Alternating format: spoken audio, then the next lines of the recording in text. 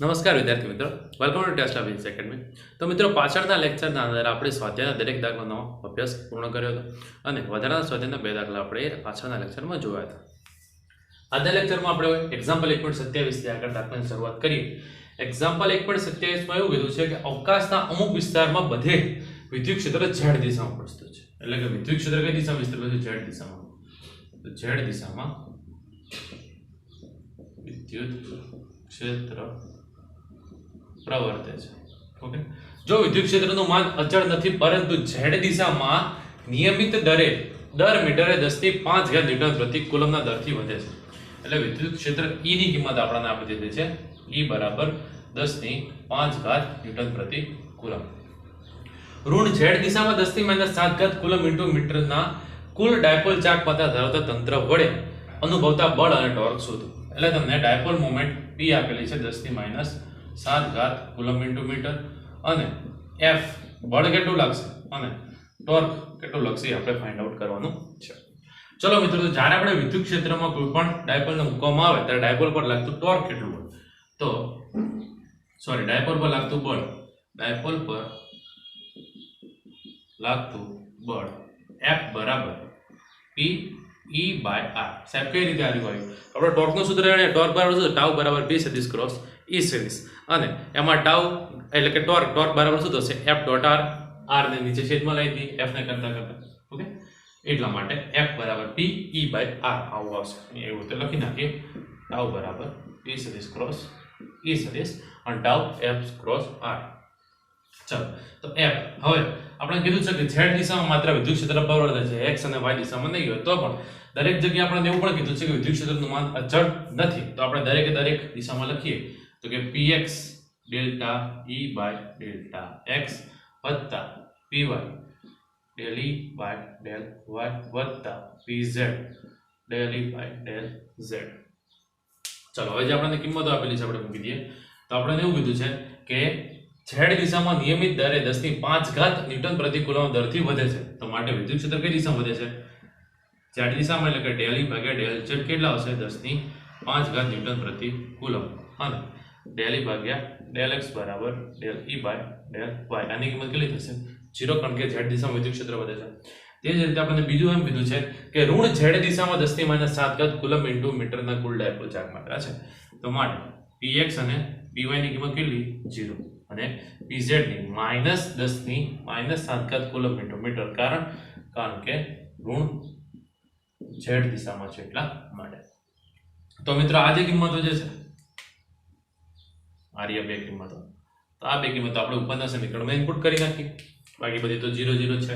તો માટે f બરાબર 0 × 0 વત્તા 0 × 0 વત્તા ચલો pz ની કિંમત તો -10⁻⁷ પ્લસ હતા માઈનસ છે આગળ લખી નાખ્યા કુલમ ઇન્ટુ મીટર ગુણ્યા એટલે છે પેલી 10⁵.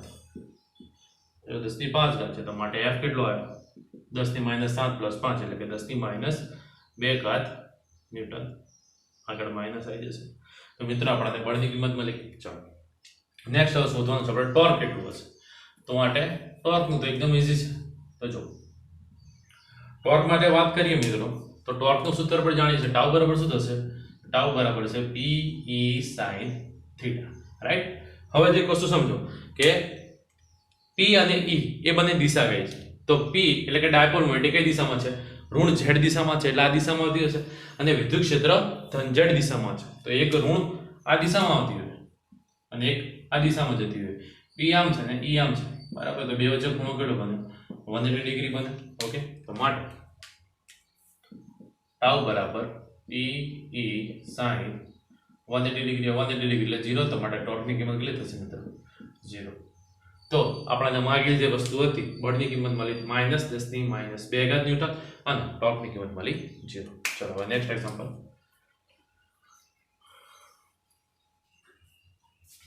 એક્ઝામ્પલ 1.28 ની અંદર આપણે કીધું છે આકૃતિ 1.36 એમાં દર્શાવ્યા મુજબ એક બખોલ ધરાવતા સુવાહક A ને q વિદ્યુતભાર આપેલો છે. જો આ એક સુવાહક છે A અને એની આરિયા છે બખોલ અને એની પર વિદ્યુતભાર કેટલો છે? q જેટલો વિદ્યુતભાર પ્રસ્થાપિત થયેલો છે. તો દર્શાવો કે સમગ્ર વિદ્યુતભાર સુવાહકની બહારની સપાટી પર જ દ્રશ્યમાન થશે. તો પાર્ટ A માં આપણે એવું કીધું છે કે જેટલો પણ વિદ્યુત ભાર છે બધો બહારની સપાટી પર હશે, અંદરની સપાટી પર નહીં. ચલો તો એ ભાગનું આપણે સોલ્યુશન આપીએ, સાબિતી આપીએ. તો જો સુવાહક એ ની અંદરના ભાગમાં વિદ્યુત ક્ષેત્ર કેટલું હોય મિત્રો? હંમેશા કેટલું હશે? 0. કારણ કે સુવાહકની અંદરના ભાગમાં વિદ્યુત ક્ષેત્ર કેટલું હોય? 0 હોય છે. આની લાક્ષણિકતા છે. હવે અંદરના ભાગમાં વિદ્યુત ક્ષેત્ર આપણું 0 થઈ ગયું. હવે આ જેટલું જે સુવાહક જે છે તો આપણે સાબિત કરવું. તો માનો કે અહીંયા કને એક પોઈન્ટ આપણો P છે, સુવાહકની અંદરના ભાગમાં છે, માટે વિદ્યુત ક્ષેત્ર પોઈન્ટ પર કેટલું હશે? 0. તો આપણે આને ગૌસના નિયમની મુજબ જો સાબિતી આપવી હોય તો કે ગૌસના નિયમ પરથી, જો ગૌસના નિયમ પરથી સાબિતી આપી તો આપણે સૌથી પહેલા શું કરે? ગાઉસિયન પૃષ્ઠ દોરવું પડે. તો માનો કે આ ગાઉસિયન પૃષ્ઠ આપણે દોરી નાખ્યું, બરાબર. જો ગાઉસિયન પૃષ્ઠ દોરવામાં આવે તો ગાઉસિયન પૃષ્ઠનું સૂત્ર આપણે જાણીએ છીએ, ઇન્ટિગ્રેશન E ડોટ ds બરાબર સિગ્મા q બાય એપ્સિલોન 0. હવે E તો કેટલું છે મિત્રો? સુવાહકના ભાગમાં વિદ્યુત ક્ષેત્ર 0 છે, તો માટે આ આખો ભાગ કેટલો થશે? 0. તો 0 બરાબર સિગ્મા q બાય એપ્સિલોન 0. તો આના પરથી તમે શું કહી શકો? q બરાબર કેટલો થશે? q બરાબર કેટલો થશે? 0. આનો મતલબ કે નાના ભાગમાં કુલ વિદ્યુત ભાર કેટલો થઈ ગયો? 0. ઓકે, તો આ રીતે તમે સમજી શકો છો કે અંદરના ભાગમાં વિદ્યુત ભાર કેટલો હશે? 0 હશે. એની સાબિતી થઈ ગઈ. ઓકે, ચાલો બી પાર્ટમાં જોવો. હવે બી પાર્ટમાં આપણે કેવું કીધું છે કે q વિદ્યુત ભાર ધરાવતો બીજો સુવાહક, આ એ સુવાહક તો છે જ, એની સંગાથે બીજો એક q વિદ્યુત ભાર ધરાવતો સુવાહક કે બકોલની અંદર a થી અલગ રહે તેમ દાખલ કરેલો છે. આપણો સુવાહક a છે, બરાબર, એની અંદરના ભાગમાં, એટલે અહીંયા કને a થી અલગ રહે, એટલે એ આ જે સપાટી છે ને સ્પર્શતો નથી, એ રીતે આપણે એક બી જેટલો સુવાહક મૂકેલો છે જેની પર વિદ્યુત ભાર કેટલો છે? સ્મોલ q વિદ્યુત ભાર છે. તો દર્શાવો કે a ની બહારની સપાટી પર કુલ વિદ્યુત ભાર capital Q plus small q, એટલે અહીંયા કને વિદ્યુત ભાર કેટલો હશે? Capital Q plus small q જેટલો વિદ્યુત ભાર હશે, એવું આપણે દર્શાવવાનો છે. તો જો તો અહીંની આપણે વાત કરીએ તો સેમ ટુ સેમ આપણે પહેલા એ જ વસ્તુ વિચારીએ કે સુવાહક A ની અંદરના ભાગમાં વિદ્યુત ક્ષેત્ર કેટલું? 0. સુવાહક A ની અંદરના ભાગમાં વિદ્યુત ક્ષેત્ર E બરાબર આપણું છે 0. ઓકે, ચલો આ એક P પોઈન્ટ કન્સિડર કરી લીધો, એની જોડે આપણે એક ગાઉસિયન સપાટી દોરી નાખી, બરાબર. હવે ગાઉસિયન સપાટી દોરી તો ગાઉસિયન સપાટીના નિયમ પ્રમાણે E ડોટ ds બરાબર સિગ્મા q બાય એપ્સિલોન 0 પરથી આપણે વિદ્યુત ભાર q કેટલો આવવો પડે? અંદર ઘેર તો વિદ્યુત ભાર 0 આવવો પડે, પણ અંદર વિદ્યુત ભાર કેટલો છે? કેપિટલ Q જેટલો વિદ્યુત ભાર છે. જો કેપિટલ Q સોરી એ q જેટલો વિદ્યુત ભાર છે, જો q જેટલો વિદ્યુત ભાર હોય તો આની ઇનર જે સપાટી છે સુવાહક A ની ઇનર સપાટી, એની પર કેટલો વિદ્યુત ભાર પ્રસ્થાપિત થયેલો હોવો પડે? માઈનસ q વિદ્યુત ભાર પ્રસ્થાપિત થયેલો હોવો પડે. તો કે સુવાહક A ની તદ્દન અંદરની સપાટી પર માઈનસ q વિદ્યુત ભાર પ્રેરિત થાય છે. શું બોલું છું? માઈનસ q વિદ્યુત ભાર પ્રેરિત થાય છે. હવે ટોટલ q વિદ્યુત ભાર જો માઈનસ q વિદ્યુત ભાર અંદરના ભાગમાં પ્રેરિત થતો હોય તો બહારના ભાગમાં વિદ્યુત ભાર કેટલો પ્રેરિત થવો પડે? પ્લસ. તો જો અંદરના ભાગમાં માઈનસ છે તો માટે સપાટીની કે સુવાહકની બહારની સપાટી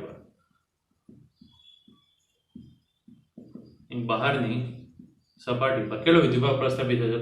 પ્લસ q વિદ્યુત ભાર પ્રેરિત થાય છે. જો પ્લસ q વિદ્યુત ભાર પ્રેરિત થતો હોય તો ઓલરેડી પહેલા કેટલો વિદ્યુત ભાર હતો? કેપિટલ Q વિદ્યુત ભાર હતો, નવો વિદ્યુત ભાર કેટલો પ્રેરિત થયો? પ્લસ q, કુલ વિદ્યુત ભાર કેટલો થઈ ગયો? q પ્લસ સ્મોલ q, એટલે વિદ્યુત ભાર પ્રેરિત થાય, બરાબર. વિદ્યુત ભાર સંરક્ષણના નિયમ પ્રમાણે કુલ વિદ્યુત ભારનું સંરક્ષણ થવું પડે, તો માટે માઈનસ q વિદ્યુત ભાર બહાર પ્રસ્થાપિત થયો, અંદરના ભાગમાં માઈનસ q વિદ્યુત ભાર છે તો બહારના ભાગમાં કેટલો? પ્લસ q વિદ્યુત ભાર પ્રસ્થાપિત થયો, અને પ્લસ કેપિટલ Q ઓલરેડી હતો એટલા માટે કુલ વિદ્યુત ભાર કેટલો થયો? Plus q plus small q. Okay, ચલો હવે ત્રીજા ભાગમાં એવું કીધું છે આપણને કે એક સંવેદી ઉપકરણને તેના પરિસરના આસપાસના પ્રબળ સ્થિત વિદ્યુત ક્ષેત્રથી બચાવવું છે, એટલે કે શિલ્ડિંગ કરવું છે. તો આ માટે શક્ય ઉપાય સૂચવો. તો મિત્રો આનો ઉપાય તો આપણે આમાં સૂચવી નાખેલો છે. કઈ રીતે? તો આપણે કોઈ પણ વિદ્યુત ક્ષેત્રથી બચાવવું હોય તો આપણે કેવી જગ્યાએ મૂકવું પડે કે જ્યાં વિદ્યુત ક્ષેત્ર હોય નહીં ત્યાં. અહીં આપણે કીધેલું છે કે સુવાહકની અંદરના ભાગમાં વિદ્યુત ક્ષેત્ર 0, તો અંદરના ભાગના અંદર આપણે સંવેદી ઉપકરણને મૂકી દઈએ તો અહીંયા કને કોઈ જાતનું વિદ્યુત ક્ષેત્રની પર લાગુ પડવા જ નથી અને આપણા ઉપકરણને કંઈ નુકસાન થવાનું નથી. તો એનું સોલ્યુશન એ છે કે સુવાહકની અંદરના ભાગમાં આપણે એને મૂકી દઈએ. ઓકે, ચલો તો આ હતા એના ત્રણે ત્રણ ABC ના આન્સર. હવે એક્ઝામ્પલ 1.29 જોઈએ. એક્ઝામ્પલ 1.29 એક પોલા વિદ્યુતભારી સુવાહક સપાટી પર એક નાનું છિદ્રક આપેલું છે. તો એક સુવાહક સમજી લો અને એના પર આપણે નાનું છિદ્રક આપેલું છે. તો એક નાનું છિદ્ર એટલે કે નાનું હવે આપણે કોઈ બી સૂક્ષ્મ ખંડ કલ્પી લઈએ. ચલો એટલે સૂક્ષ્મ ખંડ કલ્પવામાં આવે છે. બરાબર. ચલો એનું નામ આપી દઈએ આપણે A B અને આ એક પોઈન્ટ કોઈ છે C. બરાબર. તો છિદ્ર છે તો દર્શાવો કે છિદ્રમાં વિદ્યુત ક્ષેત્ર sigma upon 2 epsilon 0 n caret કે જે n કેરેટ કઈ બાજુ આવતો હોય બહાર. તો આપણે સાબિત કરવાનું છે કે વિદ્યુત ક્ષેત્ર કેટલું છે sigma upon 2 epsilon 0 n caret એટલે કે બહારની બાજુ આવતો છે આપણે વિચારવાનું છે. બરાબર. અહીં સિગ્મા એ છિદ્રની નજીકના વિદ્યુત ભારની પૃષ્ઠ ઘનતા છે. ચલો મિત્રો આજે સુવાહક જે આપણે ગોળો આપેલો છે બરાબર કોઈ બી એક ગોળો સુવાહક વિદ્યુત ભારિત સપાટી કે સુવાહક જે પણ છે તે એનો પૃષ્ઠ ઘનતા કેટલી છે સિગ્મા જેટલી પૃષ્ઠ ઘનતા એની આપેલી છે. ઓકે ચલો સિગ્મા જેટલી જેની પૃષ્ઠ ઘનતા છે. હવે આ AB ના બહારનો એક પોઈન્ટ આપણે એને કન્સિડર કરી લઈએ x point y point consider કરી લઈએ અને અંદરનો એક પોઈન્ટ છે x. ઓકે ચલો સુવાહકની અંદરના ભાગમાં વિદ્યુત ક્ષેત્ર કેટલું મિત્રો 0. તો માટે x પોઈન્ટ પર x બિંદુ પર વિદ્યુત ક્ષેત્ર કેટલું હશે Ex બરાબર 0. ઓકે ચલો હવે આ Ex બરાબર 0 અને y બિંદુ પર વિદ્યુત ક્ષેત્ર Ey બરાબર કેટલું હશે મિત્રો ઓકે સિગ્મા અપોન એપ્સિલોન 0. કેમ E બરાબર શું થાય q by epsilon 0. Total q વિદ્યુત ભાર કેટલો છે સિગ્મા જેટલી પૃષ્ઠ ઘનતા વાળો એટલા માટે E બરાબર સિગ્મા અપોન એપ્સિલોન 0 કરી નાખીએ. ચલો હવે આ જે y બિંદુ પર જે બી મિત્રો વિદ્યુત ક્ષેત્ર આપણું જે આવ્યું આપણે જે નામ આપ્યું એનું Ey સિગ્મા અપોન 2 એપ્સિલોન 0 એ કઈ બાજુ છે બહારની બાજુ છે. બરાબર આવ્યું Ey. હવે આ Ey કોના કારણે હશે તો આ જે Ey જે છે Ey બરાબર સિગ્મા અપોન એપ્સિલોન 0 એ કોના કારણે છે મિત્રો તો એક તો AB ના કારણે આ AB જેટલો જે નાનો આપણે પોઈન્ટ કન્સિડર કર્યો નાનો એક ખંડ એના કારણે અને બીજું આખું ACB વત્તા ACB આ બેના કારણે જે ટોટલ વિદ્યુત ક્ષેત્ર હશે કેટલું હશે સિગ્મા અપોન એપ્સિલોન 0. ચલો આને સમીકરણ નંબર આપણે 1 આપી દઈએ અને અંદરના ભાગમાં વિદ્યુત ક્ષેત્ર Ex એ કેટલું છે 0 છે. તો અંદરના ભાગમાં વિદ્યુત ક્ષેત્ર મિત્રો જો તો આ AB ના કારણે જે વિદ્યુત ક્ષેત્ર હશે કઈ દિશામાં છે આ બાજુ છે EAB અને ACB ના કારણે વિદ્યુત ક્ષેત્ર હશે કઈ બાજુ હશે બહારની બાજુ હશે EACB. તો બંને કેવા છે પરસ્પર વિરુદ્ધ દિશામાં છે. તો માટે EAB માઈનસ EACB બરાબર કેટલા 0. આ નામ હોય સમીકરણ 2. ચલો મિત્રો તો સમીકરણ 2 પરથી આપણે શું કહીએ કે તો એમ કહીએ કે EAB બરાબર EACB કારણ કે 0 છે આ બે જે પ્લસ થઈ જશે બંનેની કિંમત સરખી છે. જો આની કિંમત જો આમાં મૂકવામાં આવે તો શું થશે તો AB ની જગ્યાએ ACB મૂકી એટલે કેટલા વખત થયા 2EACB કહેવાય અને કાં તો પછી ACB ની જગ્યાએ જો AB મૂકી તો શું કહેવાય 2AAB કહેવાય. તો આપણે પહેલા AB બરાબર ACB બરાબર એ કિંમત અહીં આપણે મૂકી દઈએ તો સિગ્મા આપણને એપ્સિલોન 0 ની જગ્યાએ છે EAB ની જગ્યાએ કેટલા મૂકી દો EACB વત્તા EACB એટલે બે વખત થઈ ગયા એટલે 2 ટાઈમ EACB. તો માટે જો EACB જો કરતા કરવામાં આવે તો બે છેદમાં જે શું થયું સિગ્મા અપોન 2 એપ્સિલોન 0 બરાબર. ACB કઈ બાજુ છે બહારની બાજુ છે તો બહારની બાજુનો એકમ સદિશ છે n કેરેટ વડે દર્શાવવામાં આવે. ઓકે આની અંદર જો આપણે AB માટે લખવું તો પણ લખી શકાય ને કે AB બરાબર કેટલા થશે સિગ્મા અપોન 2 એપ્સિલોન 0. કેમ કારણ કે ACB મૂકીએ એમ AB પણ મૂકીએ એટલે 2AB બરાબર સિગ્મા અપોન એપ્સિલોન 0 છેદમાં લઈ દો AB બરાબર સિગ્મા અપોન 2 એપ્સિલોન 0 થશે. ઓકે મિત્રો તો આપણે જે સાબિતી માંગી હતી sigma upon 2 epsilon 0 n caret આવવા પડે એ આપણા આવી ગયેલા છે. ઓકે ચલો મિત્રો એક્ઝામ્પલ 1.30 માં એવું કીધું છે કે ગૌસના નિયમનો ઉપયોગ કર્યા સિવાય વિદ્યુત ભારની સમાન રેખીય ઘનતા લેમ્બડા ધરાવતા લાંબા પાતળા તારના લીધે ઉદ્ભવતા વિદ્યુત ક્ષેત્રનું સૂત્ર મેળવો. તો મિત્રો આ એક પહેલા આપણે લાંબો તાર કલ્પેલો છે બરાબર જેની રેખીય ઘનતા કેટલી છે લેમ્બડા જેટલી એની રેખીય ઘનતા છે અને એનાથી કંઈક આ y અંતરે આ p બિંદુ આપેલું છે આ p બિંદુ આગળ વિદ્યુત ક્ષેત્ર કેટલું હશે આપણે ફાઇન્ડ આઉટ કરવાનું છે. ઓકે ચલો તો સૌથી પહેલા આપણે એવું કામ કરીએ કે તાર પરના O બિંદુથી x અંતરે એક dx જેટલો સૂક્ષ્મ ખંડ વિચારતા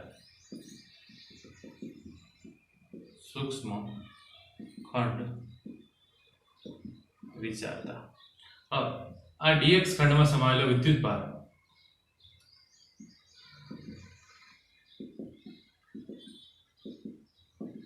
સમાયેલો વિદ્યુત ભાર કેટલો વિદ્યુત ભાર હશે dq dq બરાબર શું થશે મિત્રો લેમ્બડા ઇન્ટુ dx કેમ લેમ્બડા ઇન્ટુ dx કારણ કે આપણે વિદ્યુત ભાર લેમ્બડાનું સૂત્ર જાણીએ છીએ લેમ્બડા બરાબર શું થાય એકમ લંબાઈ દીઠ સમાયેલો વિદ્યુત ભાર એટલે એકમ લંબાઈ કેટલી છે dx એમાં સમાયેલો વિદ્યુત ભાર કેટલો છે dq તો dq કરતા કરવામાં શું થઈ જશે લેમ્બડા ઇન્ટુ dx થશે તો માટે dq બરાબર લેમ્બડા ઇન્ટુ dx ઓકે ચલો તો હવે આ જે dq વિદ્યુત ભાર છે તેના કારણે ઉદ્ભવતું વિદ્યુત ક્ષેત્ર આપણે ફાઇન્ડ આઉટ કરીએ તો કે dq વિદ્યુત ભારના કારણે ઉદ્ભવતું વિદ્યુત ક્ષેત્ર તો મિત્રો જો વિદ્યુત ભાર નાનો છે તો વિદ્યુત ક્ષેત્ર પણ કેવું ઉદ્ભવશે નાનું ઉદ્ભવશે તો વિદ્યુત ક્ષેત્ર dE બરાબર સૂત્ર શું થશે k q by r square okay તો આપણું આ વિદ્યુત ક્ષેત્ર છે હવે dE જે વિદ્યુત ક્ષેત્ર છે એના આપણે જોઈ શકો છો મિત્રો તેના બે ભાગ પડે એક છે dEx અને બીજો છે dEy તો dE ના બે ઘટકો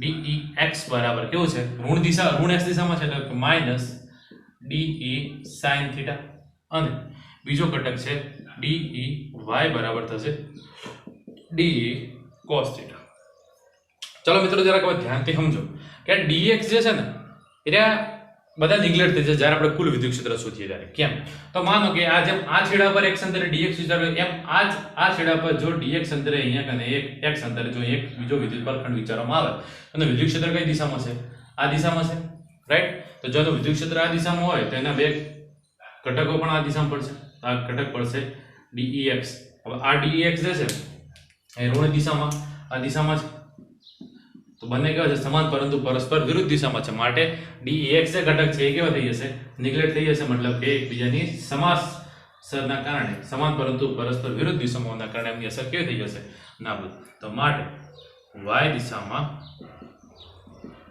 કુલ વિદ્યુત ક્ષેત્ર એ કેટલું થશે dEy બરાબર તો જેમ અહીંયા કને dx નાબૂદ થઈ ગયા એમ અહીંયા કને જો વિચારવામાં આવે તો dy ઉપર જશે તો માટે શું થઈ જશે બે વખત dE cos થીટા તો આપણા નારીઓ y દિશામાં કુલ વિદ્યુત ક્ષેત્ર મળી જશે માટે પરિણામી વિદ્યુત ક્ષેત્ર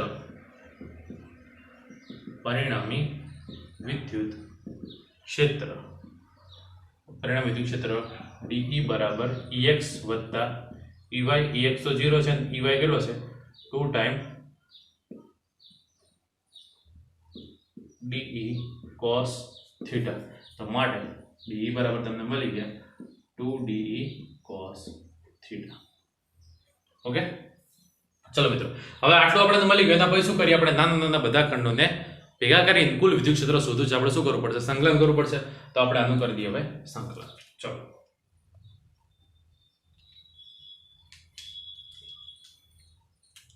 તો જો છેલ્લે મિત્રો આપણે dEy બરાબર આપણે લઈને 2 dE cos થીટા રાઈટ તો ચલો dEy બરાબર 2 dE cos થીટા તો મેં તમને કીધું એમ કે સંકલન આપણે કરીએ તો ઇન્ટિગ્રેશન કુલ આપણે વિદ્યુત ક્ષેત્ર એ શોધવા માટે કરવું પડશે ઇન્ટિગ્રેશન dEy અને dEy બરાબર કે 2 dE cos થીટા ઓકે ચલો તો માટે e બરાબર 2 dE 2 ને કાઢી દઈએ બહાર integration dE cos theta d ની કિંમત કેટલી છે મિત્રો તો d ની કિંમત છે ચલો 2 ને અંદર રાખીએ શું વાંધો આવે 2 ગુણ્યા d ની કિંમત છે k dq બાય r² ગુણ્યા cos થીટા હવે dq વિદ્યુત ભાર કેટલો હતો એ પણ આપણે એ વખતે કીધું હતું કે dq બરાબર હશે મિત્રો લેમ્બડા ઇન્ટુ dx ઓકે બસ તે જ કિંમત આપણે અહીંયા મૂકી દઈએ તો ઇન્ટિગ્રેશન 2 ગુણ્યા k ની કિંમત 1/4 pi epsilon 0 એટલે નીચે લખી દઉં 4 pi epsilon 0 dq ની કિંમત આપણે લઈને lambda into dx cos theta ની જગ્યાએ cos થીટા અને r² કેટલા છે તો r² તો છે r બરાબર √x² + y² કેવી રીતે ખ્યાલ આવે ને કારણ કે કાટકોણ ત્રિકોણ છે x y છે y છે એટલે કર્ણ √x² + y² ને r નો સ્ક્વેર કરવાનો છે એટલે ખાલી આપણે શું લખશું અહીંયા કને x નો સ્ક્વેર + y નો સ્ક્વેર તો માટે મિત્રો શું થઈ જશે 2 તો 4 તો integration 1/2 pi epsilon 0 lambda into dx cos theta ભાગ્યા x² + y². તો હવે લિમિટ લગાવી દઈએ આપણે જરા કે લેમ્બડા upon 2 pi epsilon 0 કાઢી દીધા બહાર લિમિટ આવી આપણે 0 થી x બરાબર x બરાબર 0 થી x બરાબર ઇન્ફિનિટી સુધીની લિમિટ. ઓકે, અંદર શું વધ્યું? લેમ્બડા 2 પાઈ એપ્સિલોન 0 બહાર કાઢો તો dx cos θ અને છેદમાં વધ્યા x સ્ક્વેર વત્તા y સ્ક્વેર. ચલો મિત્રો, આ એક બહુ અગત્યનું સ્વરૂપ છે, ધ્યાનથી સાંભળજો બોલવું, કારણ કે આગળ જેટલા બી દાખલા સોલ્વ કરશો એમાં આની બહુ જરૂર પડશે. તો જો મિત્રો, અહીંયા આપણે એનું સ્વરૂપ અહીંયા આપીએ. ચાલો, તો માટે અહીંયા આપણે x બરાબર શું આવશે? y tan θ. રીઝન હમણાં કીધું એનું એ જ મિત્રો કે tan θ બરાબર શું થઈ જશે? સામેની બાજુ ભાગ્યા પાછળની બાજુ, એટલે y ના કરતા x ના કરતા કેટલો? y tan θ. હવે આનું આપણે વિકલન કરી નાખીએ તો dx બરાબર શું થઈ જશે? y tan θ તો થઈ જશે sec સ્ક્વેર θ ઇન્ટુ d θ. ચલો જરાક હવે લિમિટ સમજી લઈએ કે x બરાબર 0 જ્યારે હોય મિત્રો, તો ત્યારે θ બરાબર પણ કેટલો હશે? 0. અને જ્યારે x ની કિંમત ઇન્ફિનિટી થઈ જશે ત્યારે θ કેટલા થઈ જશે? π/2. આ લિમિટ આપણે આમાં ઇનપુટ કરી નાખીએ. ચાલો, તો ઇઝ ઇક્વલ ટુ કરીએ લેમ્બડા અપોન 2 પાઈ એપ્સિલોન 0 એની જગ્યાએ જ x બરાબર 0 ત્યારે કેટલા? θ બરાબર 0, x બરાબર ઇન્ફિનિટી ત્યારે θ બરાબર π/2. ચલો, dx ની કિંમત બોલો કેટલી છે? y sec square θ into d θ ભાગ્યા x સ્ક્વેર, એટલે કે x ની કિંમત y tan તો x સ્ક્વેર ને શું થઈ જશે મિત્રો? y સ્ક્વેર tan સ્ક્વેર θ વત્તા y સ્ક્વેર ના y સ્ક્વેર અને cos θ જે હતા એની જગ્યાએ m છે. ચલો, આમાંથી કોમન પણ નીકળી જશે, y સ્ક્વેર કોમન નીકળી જશે, એટલે કે 0 થી π/2 y sec square θ d θ m. અહીંયાથી આપણે y સ્ક્વેર કોમન કાઢો, અંદર શું બચશે? ખાલી હવે અહીંયાથી 1 અને અહીંયા tan સ્ક્વેર, એટલે 1 plus tan square θ into cos θ. 1 plus tan square θ એટલે શું થઈ જશે મિત્રો? sec સ્ક્વેર θ થઈ જાય. ખ્યાલ છે તમને લોકોને? અને જગ્યાએ આપણે શું લખી શકીએ? sec square θ. તો જોઈ શકો છો આ y સ્ક્વેર sec સ્ક્વેર θ છે અને આ પણ y sec સ્ક્વેર θ છે. એક મિનિટ, એટલે એક y વધશે બરાબર, એક y વધે બહાર કાઢજો એટલે કે અહીંયા જશે લેમ્બડા અપોન 2 પાઈ એપ્સિલોન 0 y. અહીંયા અંદર શું વધ્યું? 0 થી π/2 cos θ.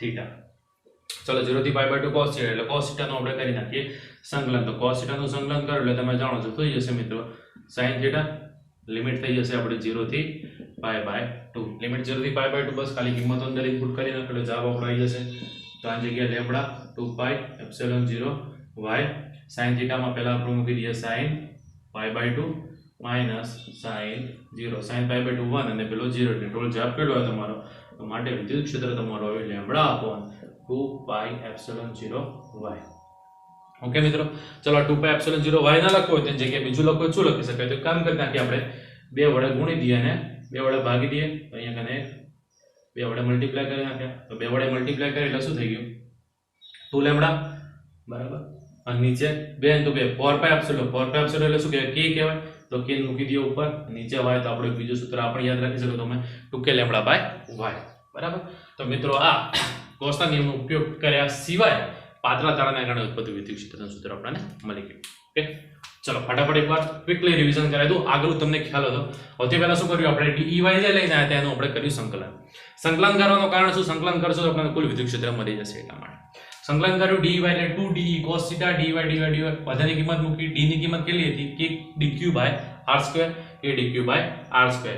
dq બરાબર કેટલા? તો લેમ્બડા * dx. કેમ? કારણ કે રેખીય વિદ્યુત ભાર ઘનતા બરાબર એકમ લંબાઈ દીઠ સમાયેલો વિદ્યુત ભાર, એટલે કે dq/dx લેમ્બડા બરાબર. અને પછી એમાં dq કરતા કેટલો? Lambda * dx. Ready? cos θ r² ની જગ્યાએ શું મૂકી શકીએ? x² + y² અંડરરૂટ છે, સ્ક્વેર એટલે માત્ર એટલો રહેશે. k ની કિંમત 4 પાઈ એપ્સિલોન 0 કાઢી દીધી. 2 પાઈ epsilon 0 lambda dx cos θ x² + ds નો સ્ક્વેર બધું એમને લેમ્બડા પણ 2 એપ્સિલોન 0 કોમન કાઢી લીધા. અંદર હતા dx cos θ x² + y² અને cos θ ની જગ્યાએ છે. પછી આપણે થોડું વિચાર્યું કે એનું સાદુરૂપ કેવી રીતે આપવું? તો x બરાબર શું વિચારી લીધો? y tan θ. કેમ? કારણ કે આપણે કાટકોણ ત્રિકોણ પરથી આપણે સમજી શકીએ છીએ. પછી આપણે dx ની કિંમત જોતી હતી એટલા માટે આનું વિકલન કર્યું તો આપણે મળ્યો y નો y, અચળ પદ છે tan સ્ક્વેર θ નું થઈ ગયું tan θ નું થઈ ગયું sec સ્ક્વેર θ * d θ. પછી એને લિમિટ ઇનપુટ કરી એના પછી એનું સાદુરૂપ આપીએ એટલે y dx ની કિંમત મૂકી દીધી. cos θ ની જગ્યાએ છે, x ની જગ્યાએ ની કિંમત મૂકી દીધી. y² નો y² છે, y sec square θ, y common કાઢી લીધો. 1 + tan સ્ક્વેર, 1 + tan સ્ક્વેર એટલે શું થઈ જશે? sec સ્ક્વેર ઉડી ગયા. y અને y² હતો એટલે y કોમન બહાર કાઢી લીધો. cos θ ની જગ્યાએ છે, પછી એનું સંકલન કર્યું sin θ 0 થી π/2 લિમિટ. કિંમત મૂકતા તમારો આન્સર આવે 2k લેમ્બડા બાય y. ચલો હવે નેક્સ્ટ એક્ઝામ્પલ. ચલો એક્ઝામ્પલ 1.31 જુઓ કે હવે એવું માનવામાં આવે છે મિત્રો, જો અહીંયા રકમ સાઈડમાં બતાવી દીધી છે, કારણ કે રકમની અંદર કંઈ બધું ખાસ છે નહીં, નાણાકીય માહિતી, માત્ર એક ઇન્ફોર્મેશન છે જેના આધારે આપણે પ્રોટોન અને ન્યુટ્રોનના ક્વાર્ક બંધારણ શોધવાના છે. ચલો સમજાય દો રકમ. એવું માનવામાં આવે છે કે પ્રોટોન અને ન્યુટ્રોન જે સામાન્ય દ્રવ્યના ન્યુક્લિયસની રચના કરે છે, પોતે પણ ક્વાર્ક્સ તરીકે ઓળખાતા વધારે પ્રાથમિક એકમોના બનેલા છે. એવું કીધું છે મિત્રો આપણને કે પ્રોટોન અને ન્યુટ્રોન એ ક્વાર્ક્સના બનેલા છે. ક્વાર્ક શું છે સમજાવું છું હમણાં. પોતે પણ ક્વાર્ક્સના પ્રાથમિક બનેલા છે. એક પ્રોટોન અને એક ન્યુટ્રોન દરેક 3 ક્વાર્ક્સના બનેલા છે. આ પ્રોટોન અને ન્યુટ્રોનની જે ક્વાર્ક્સને બનેલા છે એમાં ટોટલ કેટલાની જરૂર છે? 3 ક્વાર્ક્સ યુઝ થયેલા છે. 3 ક્વાર્ક્સ ભેગા થાય ત્યારે એક પ્રોટોન અને 3 ક્વાર્ક્સ ભેગા થાય ત્યારે એક ન્યુટ્રોન બનાવે છે. બરાબર. યુ તરીકે ઓળખાતા એને અપ ક્વાર્ક્સ કહેવાય અને ડી તરીકે ઓળખાતા એને ડાઉન ક્વાર્ક્સ કહેવાય. બરાબર. અપ ક્વાર્ક્સ કે જેને યુ, એના પર તો વિદ્યુતભાર આપણને કેટલો કીધેલો છે? +2/3 E +2/3 E અને ડાઉન ક્વાર્ક્સ જેને કે ડી વડે દર્શાવવાનો છે -1/3 E. બરાબર. ડાઉન ક્વાર્ક્સ જેનો વિદ્યુતભાર -1/3 E છે અને ઇલેક્ટ્રોન એ બધા ભેગા મળીને સામાન્ય દ્રવ્ય બનાવે છે. બીજા પ્રકારના ઘણા ક્વાર્ક શોધાય છે. પ્રોટોન અને ન્યુટ્રોનનું શક્ય બંધારણ શોધો. તો પ્રોટોનના અંદર કેટલા ક્વાર્ક્સ હશે? ક્વાર્ક્સના બે પ્રકાર, અપ અને ક્વાર્ક્સ 3 છે. તેમાં અપ ક્વાર્ક કેટલા હશે, ડાઉન ક્વાર્ક કેટલા હશે? અને ન્યુટ્રોન પણ 3 ક્વાર્ક્સના બનેલા, તેમાં અપ ક્વાર્ક કેટલા, ડાઉન ક્વાર્ક કેટલા, એ આપણે ફાઇન્ડ આઉટ કરવાનું છે. આપણે બંધારણ જોવાનું છે. તો જો સાંભળજો હવે. તો આપણે જાણીએ છીએ કે નોર્મલી કોઈ બી તત્વ જે હોય છે, તત્વ શેનું બનેલું હોય? નાના અણુઓનું બનેલું હોય છે. તત્વ કોઈ પણ શેનું બનેલું હોય? અણુઓનું બનેલું. અણુ જે હોય છે એના બનેલા હોય છે મિત્રો? પરમાણુનું બનેલા હોય છે. પરમાણુ શેના બનેલા હોય? તો કે આપણે ન્યુક્લિયસ નામનું હોય છે પરમાણુ કેન્દ્ર, એના બનેલા હોય. આજે ન્યુક્લિયસની રચનામાં આપણે જાણીએ છીએ કે એમાં કોણ રહેલા હોય? પ્રોટોન, ન્યુટ્રોન, ઇલેક્ટ્રોન, એ બધા પાર્ટિકલ રહેલા હોય છે. અને આ પ્રોટોન જે છે એ જેના બનેલા છે એને ક્વાર્ક્સ તરીકે ઓળખવામાં આવે છે. ક્વાર્ક શું છે? તો ક્વાર્ક્સ એ એકદમ નાનામાં નાનો બંધારણીય કણ છે જેના દ્વારા દરેકે દરેક કણોની રચના થતી હોય છે. ક્વાર્ક્સના નોર્મલી અહીં આપણને 11-12ના સિલેબસમાં માત્ર 2 અપ અને ડાઉન ક્વાર્ક્સ આપણે, એના સિવાયના બીજા ચામ, ટોપ, બોટમ, સ્ટ્રેન્જ આટલા જાતના બીજા પણ ક્વાર્ક્સ આવેલા છે. એ બધાની માહિતી આપણે BSc ના અંદર કે આગળના વર્ષની અંદર જ્યારે કરીએ હાઈ લેવલમાં ત્યારે આવે છે. હાલ પૂરતા આપણે ખાલી અપ ક્વાર્ક અને ડાઉન ક્વાર્કની જ માહિતી એને આપેલી છે. એનો છે +2/3 અને બીજો છે -1/3 E. ઓકે, ચાલો આના આધારે હવે આપણે એનું બંધારણ શોધવું છે. તો પહેલા પ્રોટોનનું બંધારણ શોધીએ, પછી ન્યુટ્રોનનું બંધારણ શોધીએ. તો કે પ્રોટોનની મિત્રો વાત કરીએ આપણે, તો ધારો કે આપણને ખ્યાલ નહીં કે અપકોર્સ કેટલા છે. બરાબર. એટલે ધારો કે પ્રોટોનમાં x જેટલા અપ ક્વાર્ક્સ છે અને હવે 3 હોય ટોટલ. બરાબર. 3 ક્વાર્ક્સ મળે. જો x જેટલા અપ ક્વાર્ક હોય તો ડાઉન ક્વાર્ક કેટલા હોય? 3 - x જેટલા અને 3 - x જેટલા ડાઉન ક્વાર્ક્સ રહેલા છે. હવે આપણે જાણીએ છીએ કે પ્રોટોન ભાવનો વિદ્યુતભાર કેટલો? પ્રોટોનનો વિદ્યુતભાર કેટલો હોય મિત્રો? પ્લસ એ આપણે જાણીએ છીએ. ન્યુટ્રોન વિદ્યુતભાર રહિત છે. ન્યુટ્રોનનો વિદ્યુતભાર કેટલો? 0. ઓકે. તો માટે પ્રોટોન પરનો કુલ વિદ્યુતભાર બરાબર બધાને સરળ કરી નાખીએ. કેટલા છે? u અપ ક્વાર્ક્સ કેટલા છે? x જેટલા ક્વાર્ક્સ એટલે ux વત્તા ડાઉન ક્વાર્ક કેટલા છે? 3 - x એટલે 3 - x * d. ઓકે, ચલો વેલ્યુ આપણે ઇનપુટ કરી નાખીએ. આની અપ ક્વાર્કની કિંમત કેટલી છે? +2/3 E * x વત્તા 3 - x. d ની કિંમત કેટલી છે? -1/3 એટલે માઇનસ કાઢી દઈએ 12 અને એક લખી નાખીએ 1/3 E. અને કુલ વિદ્યુતભાર કેટલો હોય મિત્રો? આપણો E જેટલો હોય. તો માટે E બરાબર આ સાદુરૂપ એટલે કેટલો આવશે? ex માઇનસ E આટલું આવશે. સાદુરૂપ આપતા આવડે? સીધો 1/3 ની અંદર મલ્ટીપ્લાય કરવાનો, 3 ઉડી જશે એટલે વચ્ચે એક E અને અહીંયા કને 1/3 ex બાદબાકી કરો એટલે તમારું સાદુરૂપ કંઈક આટલું આવશે. E બરાબર ex - E. ચલો હવે આ ex જો આપણે આ બાજુ લઈ દેવામાં આવે એટલે શું થઈ જશે? 2e બરાબર ex. તો માટે x બરાબર આપણે x જોઈએ ને એટલે x ને કરતા એટલે શું થઈ જશે 2e/e કેન્સલ તો માટે x કેટલા આવ્યા 2 આવ્યા x 2 આવ્યા એનો મતલબ શું થયો મિત્રો તો જો x એટલા આપકો એટલે x કેટલા છે 2 આનો મતલબ કે પ્રોટોનના અંદર 2 જેટલા અપવાર્ક હોય છે ઓકે ચલો તો પ્રોટોનનું બંધારણ જો હું અહીંયા લખું પ્રોટોનનું બંધારણ તેમાં કેટલા 2 અપકક્ષ આવે એટલે અપકક્ષની અંદર u વડે એટલે u થઈ ગયું ચલો ડાઉન પગ કેટલા હોય તો ડાઉન પગ એના પરથી ઈઝીલી મળી જાય કેટલા છે 3 - x x ની કિંમત 2 છે એટલે 3 - 2 કેટલો જવાબ આવ્યો 1 તો 1 જેટલો શું હોય ડાઉન પક્ષ અહીંયા શું લખે ડાઉન પક્ષનો d તો મિત્રો આપણને મળી ગયું પ્રોટોનનું બંધારણ u u d ક્લિયર ચલો હવે નેક્સ્ટ હવે ન્યુટ્રોનનું જોઈએ તો કે ધારો કે ન્યુટ્રોનમાં y જેટલા અપવાર્ક તો પછી કેટલા હોય 3 - y જેટલા કેટલા હોય ડાઉન પગ રહેલા હોય d લખ્યા બરાબર d પક્ષ ડાઉન પક્ષ એટલા રહેલા હોય તો માટે ન્યુટ્રોનનો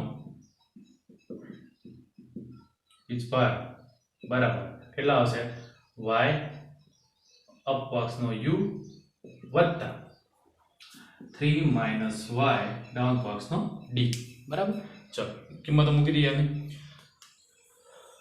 y ના y u ની કિંમત કેટલી છે 2/3e વત્તા 3 - y d ની કિંમત કેટલી છે -1/3 એટલે માઈનસ અહીં લખી નાખીએ 1/3e સાદું રૂપ આપીએ ચલો ન્યુટ્રોનનો કુલ વિભાગ કેટલો 0 0 અહીંયા કેટલા આવશે e y - e એને પેલી બાજુ લઈ જઈએ કેટલા થશે e બરાબર ey તો માટે y બરાબર કેટલા e ઉડી જાય એટલે જવાબ આવશે 1 y 1 છે આનો મતલબ કે ન્યુટ્રોનમાં એક અપવાર્ક આવેલો હોય છે અને પછી y જો 1 હોય તો 3 - y એટલે કે 3 - 1 એટલે કે 2 જેટલા કેટલા ડાઉન પક્ષ રહેલા હોય તો 2 જેટલા ડાઉન પક્ષ રહેલા હોય છે તો માટે ન્યુટ્રોનનું બંધારણ શું થયું મિત્રો ન્યુટ્રોનનું બંધારણ u d d ઓકે આપણે મળી ગયું ન્યુટ્રોનનું બંધારણ રેડી તો જે કિંમત માંગી હતી આપણે ફાઇન્ડ આઉટ કરી લીધી છે ચલો ફટાફટ એકવાર ફરીથી રિવિઝન કરાવી કે પ્રોટોન અને ન્યુટ્રોનમાં રકમમાં આપણે આપેલું હતું કે પ્રોટોન અને ન્યુટ્રોન 3 ક્વાર્ક્સના બનેલા હોય છે 3 ક્વાર્ક્સના અંદર આપણે બેની માહિતી આપી દીધી અપ ક્વાર્ક્સ અને ડાઉન ક્વાર્ક્સ હવે પણ 3 માં અપ કેટલા અને ડાઉન કેટલા એ ખબર નથી એટલા માટે આપણે પહેલા શું કરી નાખ્યું પ્રોટોનમાં માનો કે x જેટલા અપ ક્વાર્ક રહેલા હોય તો x જેટલા હોય તો 3 માંથી x એટલે બીજા કેટલા 3 - x ડાઉન ક્વાર્ક રહેલા હોય છે પ્રોટોનનો વિદ્યુતભાર પ્લસ e આપણે જાણીએ છીએ એટલે પ્લસ e બરાબર ટોટલ કેટલા u x એટલે કે x જેટલા કંઈક અપ ક્વાર્ક છે અને 3 - x એટલે કંઈક ડાઉન ક્વાર્ક છે આટલું ભેગું થઈ અને એક પ્રોટોન બનાવે છે એટલા માટે આ રીતનું આપણે સાદું રૂપ આપેલું છે પછી u ની કિંમત મૂકી છે d ની કિંમત મૂકીને પછી સાદું રૂપ આપી સાદું રૂપ તમને આપતા આવડે ઓકે અને એના પરથી આપણે પહેલા x લઈ આવ્યા x મળ્યો 2 x 2 મળ્યો એનો મતલબ કે 2 જેટલા અપક્ષ રહેલા હોય છે અને x ની કિંમત આમાં મૂકો એટલે 3 - 2 1 એટલે 1 જેટલો ડાઉન પક્ષ તો આના દ્વારા આપણે 3 ક્વાર્ક્સ વાળું બંધારણ કયું બનાવ્યું u d 2 અપક્વાર્ક્સ અને 1 ડાઉન ક્વાર્ક એ જ રીતે ન્યુટ્રોનના અંદર y જેટલા અપક્વાર્ક્સ રહેલા છે અને 3 - y જેટલા ડાઉન ક્વાર્ક્સ રહેલા છે તો માટે એ જ રીતે y જેટલા અપક્વાર્ક્સ વત્તા d 3 - y જેટલા ડાઉન ક્વાર્ક્સ ને પછી કિંમત મૂકી એટલે y મળે ને y ની કિંમત મૂકી એટલે 2 મળી ગયા તો કે y 1 છે એનો મતલબ કે 1 અપક્વાર્ક્સ અને 2 d છે એનો મતલબ કે 2 ડાઉન ક્વાર્ક્સ એટલે કુલ ન્યુટ્રોનનું બંધારણ u d d ઓકે ચલો નેક્સ્ટ એક્ઝામ્પલ જોઈએ હવે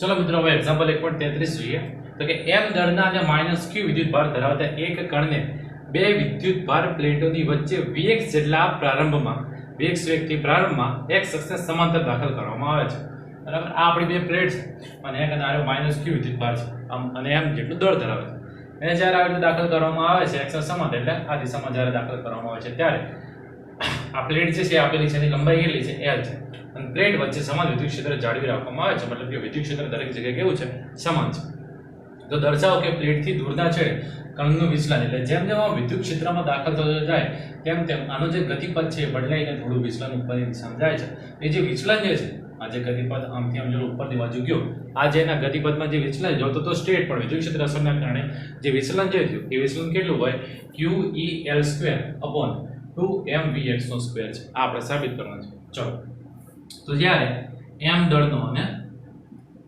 અને માઇનસ q વિદ્યુત ભાર વિદ્યુત ક્ષેત્રમાં પસાર થાય છે ત્યારે વિદ્યુત ક્ષેત્રમાંથી પસાર થાય ત્યારે ઉર્ધ્વ દિશામાં લાગતું બળ, હવે વિદ્યુત ક્ષેત્રના કારણે બળ લાગે છે એટલે બળનું સૂત્ર શું થશે? F બરાબર q ઇન્ટુ E થશે. હવે F બરાબર આપણે જાણીએ છીએ, F બરાબર શું થાય મિત્રો? ma તો ma બરાબર q ઇન્ટુ E, તો માટે a ને કરતા કર નાખે શું થઈ જશે? qe by m. ઓકે, ચલો આટલા આપણો પ્રવેગ બન્યો. હવે આ ક્ષેત્રને પસાર કરતા સમય કેટલો લાગશે? ક્ષેત્રને પસાર કરતા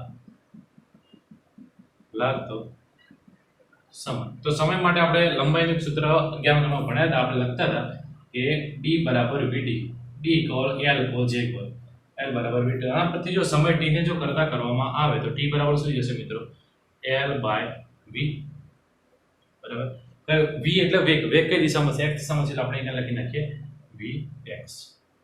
તો હવે અચળ પ્રવેગી ગતિના સમીકરણ પરથી અચળ પ્રવેગી ગતિના સમીકરણ પરથી શું સમીકરણ હતું એનું? d બરાબર v0t વત્તા 1/2 et સ્ક્વેર. ભ્રામનો વેગ તો કેટલો હતો? 0, એટલે એની જગ્યાએ 0, તો t બરાબર 1/2 et સ્ક્વેર.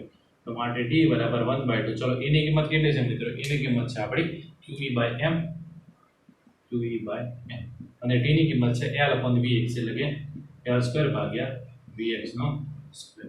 માટે d બરાબર qe l સ્ક્વેર ભાગ્યા 2m vx નો સ્ક્વેર.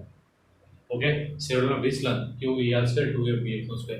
t લખો અથવા તો પછી y દિશા અંદર આપણું સ્થાનાંતર થાય છે, આ બધા જગ્યાએ તમે y લખો તો પણ મિત્રો કંઈ ખોટું છે નહીં.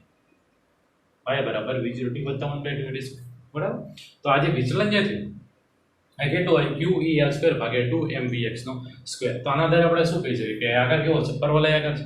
તો માટે આ જે q માઇનસ q વિદ્યુત ભારિત જે કણ છે એ શિરોનું વિચલન પામે છે, જેનો ગતિપથ કેવો છે? પરવલય આકારનો. 1.34 ધારો કે સ્વાધ્યાય 1.33 એટલે ઉપરના દાખલામાં જે કણનો વેગ આ જે vx જે છે એ તમને 2 × 10⁶ મીટર પ્રતિ સેકન્ડ આપેલો હોય, એટલે કે vx બરાબર 2 × 10⁶ મીટર પ્રતિ સેકન્ડ, અને 0.5 સેન્ટીમીટર અંતર ધરાવતી પ્લેટો વચ્ચે, બે પ્લેટો વચ્ચેનું અંતર y બરાબર કેટલું? 0.5 સેન્ટીમીટર, એટલે કે 0.5 × 10⁻² મીટર, એટલે કે y બરાબર એમ લખી નાખીએ 5 × 10⁻³ મીટર. બે પ્લેટો વચ્ચે અંતર છે, અને જો વિદ્યુત ક્ષેત્ર E બરાબર 9.1 × 10⁵ ન્યૂટન પ્રતિ કુલમ્બ હોય તો ઉપરની પ્લેટ ક્યાં અથડાશે એટલી લંબાઈ, એટલે L આપણે ફાઇન્ડ આઉટ કરવાનું છે. તો ચલો મિત્રો, સૂત્ર તો આપણું જે છે એનું સૂત્ર આવશે, પણ અહીંયા આપણે શોધવાના છે L છે. તો આપણે L સ્ક્વેર ને કરતા કરીએ, L સ્ક્વેર એટલે L સ્ક્વેર ને કરતા કરીએ તો શું થઈ જશે? 2m vx નો સ્ક્વેર આ બાજુ જતો રહેશે, y એની જગ્યાએ છે અને ભાગ્યા qe આવી જશે છેદમાં. એના સિવાય રકમ આપણે બીજી કિંમતો આપેલી છે. E બરાબર છે 1.6 × 10⁻19 અને me માસ ઓફ ઇલેક્ટ્રોન તમને આપેલું છે 9.1 × 10⁻31 kg. ઓકે, ચલો આટલી કિંમતો ખાલી આમાં ઇનપુટ કરવાની છે. 2 × m એ કેટલો છે? 9.1 × 10⁻31 vx નો સ્ક્વેર, vx નો સ્ક્વેર એટલે 2 × 10⁶ નો કૌંસની બહાર વર્ગ ગુણ્યા y, y કેટલા છે? 5 × 10⁻³ ભાગ્યા q, q વિદ્યુત ભાર, q ઇન્ટુ e, q વિદ્યુત ભાર તો જાણીએ છીએ આપણે 1.6 × 10⁻19 અને વિદ્યુત ક્ષેત્ર e, ની વેલ્યુ પણ આપેલી છે 9.1 × 10⁵. તો મિત્રો જો આટલાનું સાદુરૂપ આપવામાં આવે, ખાલી સાદુરૂપ આપવામાં છે, બીજું કંઈ કરવાનું નથી. આટલા સાદુરૂપ આપવામાં આવે એટલે જવાબ આપણો આવશે 2.5 × 10⁻⁴ મીટર સ્ક્વેર. આપણે L સ્ક્વેર નથી જોતા મિત્રો, આપણે L જોયો છે કેટલી લંબાઈ જેની પટકાશે. તો અંડરરૂટ કરી નાખીએ 2.5 × 10⁻⁴, અંડરરૂટથી બહાર કાઢવામાં આવે એટલે 2.5 નો થશે 1.58 10⁻⁴ અને આ જે L સ્ક્વેર નો મીટર સ્ક્વેર હતો એ થઈ જશે અહીંયા આપણે મીટરમાં. ઓકે, તો L 1.58 × 10⁻², એટલે આ તો સેન્ટીમીટરમાં કન્વર્ટ થઈ ગયું, અને 1.58 એટલે નિયરલી ઇક્વલ ટુ 1.6 આન્સર આપણે લખી શકીએ. તો 1.6 સેન્ટીમીટર દૂર જઈ અને ઉપરની પ્લેટ ઇલેક્ટ્રોન જઈને પટકાશે. તો મિત્રો, પ્રથમ ચેપ્ટરના અંદર સ્વાધ્યાય અને થિયરીના દરેકે દરેક કોન્સેપ્ટ આપણે અહીંયા પૂરા થાય છે. અત્યારના સ્વાધ્યાયના દરેક દાખલા આ લેક્ચરમાં અહીંયા પૂરા થાય છે. નેક્સ્ટ લેક્ચરમાંથી આપણે નીટના MCQ અને નીટની લેક્ચર સિરીઝ ચાલુ કરીશું. જે દરેક વિદ્યાર્થીઓ માટે ખૂબ જ અગત્યની છે અને ખૂબ જ ઇમ્પોર્ટન્ટ છે. તો આપણી ચેનલ સાથે જોડાઈ રહો તે માટે ચેનલ સબસ્ક્રાઈબ કરવાનું ભૂલતા નહીં, અને વિડીયો ગમે તો વિડીયોને લાઇક કરવાનું ભૂલતા નહીં, અને તમારા મિત્રો સાથે વધુને વધુ શેર કરો કે જેથી કરીને દરેક વિદ્યાર્થી મિત્રોનો લાભ મળી શકે. અને નેક્સ્ટ લેક્ચર માટે તૈયાર રહો, કારણ કે હવેના લેક્ચરમાંથી આપણે પહેલા ચેપ્ટરને લગતા જેટલા પણ નીટના કોન્સેપ્ટ છે એ દરેક કોન્સેપ્ટ અને એના MCQ આગળના લેક્ચરમાં અભ્યાસ કરશે. Okay, thanks for watching.